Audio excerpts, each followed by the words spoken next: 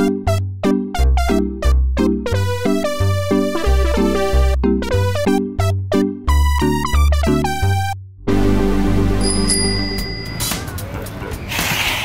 tā māki?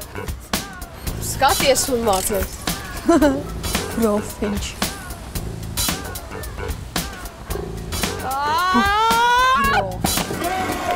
Tu sodīts!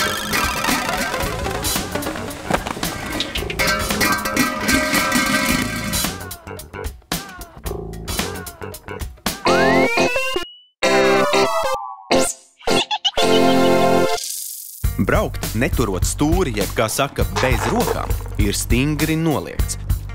Bet māka noturēt stūri tikai ar vienu roku gan tev noderēs, lai informētu citus satiksmes dalībniekus par to, ka gribi mainīt braukšanas virzienu, pārkārtoties vai nobremzēt. Tev arī jāzina roku žestu nozīme. Lai uzsāktu braukt, pārkārtotos, nogrieztos pa kreisi vai braukšanai pretējā virzienā, tev jāizstiepj taisna kreisā roka vai elkonī saliekta labā roka. Nogriežoties pa labi, izstiep taisni horizontāli labo roku vai saliektu elkonī kreiso roku.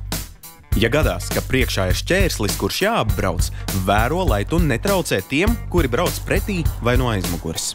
Vispirms jāpaskatās atpakaļ, tad rādot kreisā pagrieziena signālu jāpārvietojas pa kreisi un pēc tam jāatgriežas labajā braukšanas joslā. Ja šķērslis ir malā stāvošas automašīnas, vēro, vai kāds nevēlas izkāpt no mašīnas, vai kāds neskrien mašīnas priekšā pāri ielai. Pēc pabraukšanas garām šķērslim jāparāda labā pagrieziena signāls un jāatgriežas labajā malā.